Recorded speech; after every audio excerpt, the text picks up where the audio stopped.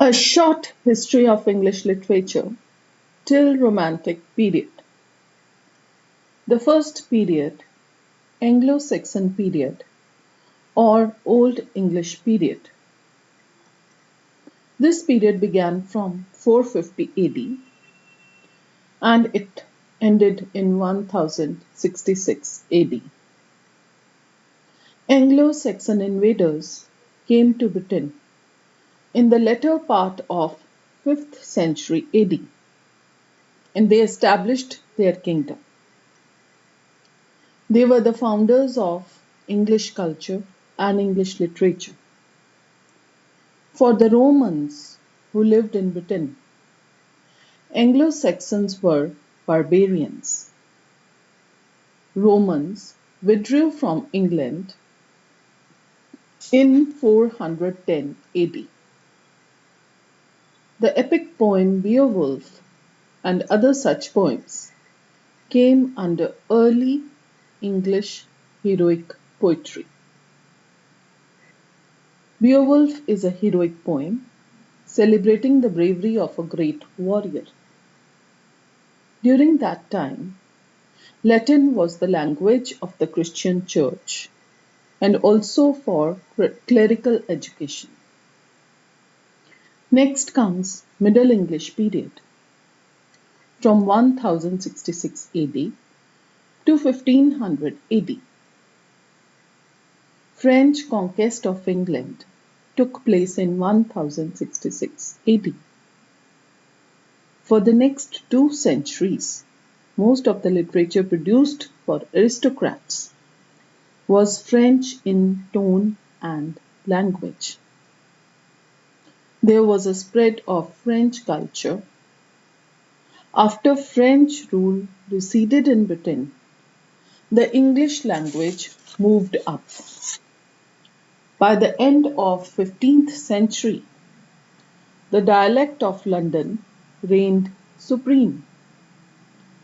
English was introduced into the law courts in 1362. Still, Latin was always the language of theological works and a great deal of poetry. A very popular literary form during this period was fable. Fable is a short story in which animals act more or less like human beings and illustrate a moral. For example, the owl and the nightingale. Middle English lyrical poetry has been widely appreciated by the modern reader. With the coming of Geoffrey Chaucer in literary scene, English language flowered and spread its fragrance. He was the first great known poet of Middle English period. He was born in early 1340s and died in 1400. In drama, 15th century morality plays were very popular. For example, Everyman. The Renaissance period from 1500 AD to 1660 AD. Christopher Marlowe, the shining star of Renaissance period. He was the most impressive dramatist among the university wits. His first play was Tamburlaine the Great. The theme of this play was a human being's intoxication with power. His next play was The Tragical History of Dr. Faustus. Marlowe died early at a young age, but the literature produced by him is remarkable in English literary history. The next important playwright is William Shakespeare. He began his literary career as a poet. Later, he became the supreme craftsman of theatre with an extraordinary ability to create character and also having the mastery of English language. The next very important playwright was Ben Jonson. His first important and successful play was every man in his humour. He considered himself a realist. The next comedy that he wrote was Every Man Out of His Humour. There is a satiric note in the play. Volpone or the Fox is one of his greatest comedies. In poetry, the Elizabethan Age from 1558 to 1603 is considered as the great age of the singing lyric. The first poet in Elizabethan Age is John Donne. The poems in his book, Songs and Sonnets, are the most interesting poems. The 19 sonnets in the book, Holy Sonnets, comprise Donne's religious poetry. John Donne is also called the metaphysical poet. Many poets followed his style of poetry. Next poet is John Milton. He had high ambitions as a poet in the English language. He was interested in writing about gods, creation of the world, and about heroes. In 1629, Milton wrote his first very successful English poem on the morning of Christ's nativity. He wrote sonnets throughout his life. His epic poem Paradise Lost is a heroic poem with the story of the fall of man. Francis Bacon, the prose writer, he laid the new foundation of human knowledge. He wrote the books The Advancement of Learning and Novum Organum. He is also called the father of English essay. He wrote a volume of 10 essays in 1597 and later expanded the volumes in 1612 and 1625. Restoration Age from 1660 to 1700. Charles II was restored as king after the Puritan experiment. He was restored as king in May 1660. He returned from exile and he was welcomed in England. The Puritan government had stopped the performance of plays in September 1642. So English theatre ceased to exist between 1642 and 1660. With the restoration of King Charles came the restoration of the theatre. The first accomplished practitioner of the restoration comedy of manners was Sir George Etheridge. His first play was The Comical Revenge or Love in a Tub, performed in 1664. This type of plays had comic plots with tricksters, fools, bullies, etc. There were conflicting loves and loyalties. Etheridge's next play was She Would If She Could, performed in 1668. William Congreve, the next important playwright. John Dryden considered Congreve as the greatest writer of the species of comedy. Congreve produced plays The Old Bachelor, Love for Love, and The Way of the World. Called Restoration Comedy, Congreve's The Way of the World was first produced in 1700. It was like a magnificent flower of Restoration comedy. In March 1698, Jeremy Collier wrote a pamphlet, Short View of the Immorality and Profaneness of the English Stage. He attacked many playwrights in the pamphlet. He accused the playwrights of indecency and immorality in their plays. The heroic tragedy which was written during this time could not relate itself to the social life of the time, as the Restoration was an unheroic age.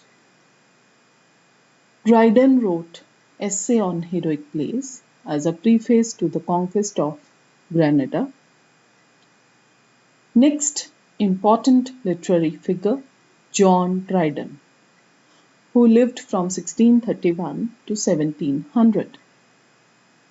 Dryden wrote the play All for Love, which is a rewriting of Shakespeare's Antony and Cleopatra. This is Dryden's finest Restoration tragedy. He was a great poet of his age. His greatest achievement lies in satirical verse. His famous work, Absalom and Achitophel, is in the form of verse satire. Dryden wrote a preface, a discourse concerning the original and progress of satire in 1693. Dryden's first important critical work was Essay of Dramatic Poesy, which is a dialogue on the nature of poetic drama. John Bunyan wrote The Pilgrim's Progress, which captures the theme of man's life as a journey. Next, the Augustine Age begins from 1700 to 1745. London became the centre of literary and intellectual life of the country. The coffee houses replaced the court as the meeting place of cultured men. Joseph Addison's first issue of the paper The Spectator came on 1st March 1711. Richard Steele started his essay periodical, The Tatler, in 1709. Daniel Defoe, from 1660 to 1731. In 1701, he wrote a verse satire, The True Born Englishman. He produced his first novel, Robinson Crusoe, in 1719. The success of this novel made Defoe write many other works of fiction. Defoe is also called the father of English novel, as Robinson Crusoe is the first English popular novel. Jonathan Swift wrote his masterpiece, Gulliver's Travels. Alexander Pope wrote an essay on man. The Rape of the Lock, published in 1712 and revised in 1714, is Pope's masterpiece. It is in the mock heroic genre. Pope's mock heroic poem, The Dunciad, is a satirical work. Among the poets, Thomas Gray holds a special place. A very popular poem written by him is Elegy Written in a Country Churchyard. Dr. Samuel Johnson wrote a satirical poem, London, in 1739, and another poem, The Vanity of Human Wishes, in 1749. Among the novelists, Samuel Richardson wrote novels, Pamela, and another novel, Clarissa. Clarissa appeared in 8 volumes in 1748. The ideals that Richardson manipulates in his novels are virtue, morality, reputation, and character. Henry Fielding, another novelist, wrote the novel Joseph Andrews, which is a parody of the novel Pamela. It is a comic novel. Tom Jones, published in 1749, is a comic epic novel which is comic as well as moral. Horace Walpole wrote a novel, The Castle of Otranto, which founded a new kind of fiction, the Gothic novel or the novel of terror. A significant shift in taste of literature and attitude towards literature was taking place throughout Europe in the latter part of the 18th century. Romantic period begins from 1798 to 1832. In 18th century, Dryden and Pope had insisted that the language of poetry should be based on the conversation of gentlemen. On the contrary, Wordsworth was of the view that it should be based on the conversation of peasants. In 1800, Wordsworth wrote in preface to Lyrical Ballads, humble and rustic life was generally chosen because, in that condition, the essential passions of the heart find a better soil in which they can attain their maturity, are less under restraint, and speak a plainer and more emphatic language. Because in that condition of life, our elementary feelings coexist in a state of greater simplicity and consequently can be more accurately contemplated and more forcibly communicated. The new approach towards literature was to look beyond the polished life of educated men in cities to wilder and cruder ways of living, to the imaginative world of the supernatural, and to the everyday world of ordinary people. The first poet, William Blake, broke away from the existing tradition of poetry.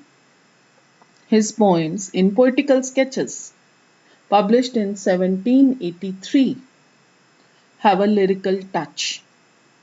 His famous Songs of Innocence and Songs of Experience show the two contrary states of the human soul. Songs of Innocence depict childhood and innocence. Songs of Experience depict the corruption of innocence by the immoral forces of society. William Blake was a visionary and he got influenced by many mystical thinkers. In his works, he protests against repression of all kinds and advocates for freedom. William Wordsworth, next important poet, also called poet of nature. He brought a new approach to the writing of English poetry.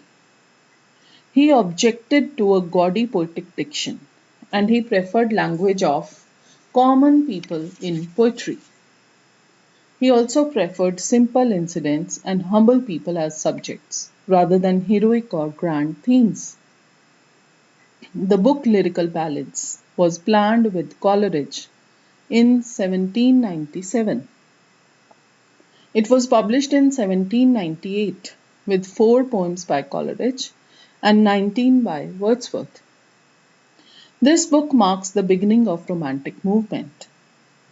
Another famous poem written by Wordsworth is The Prelude, which is a long autobiographical account of his own development.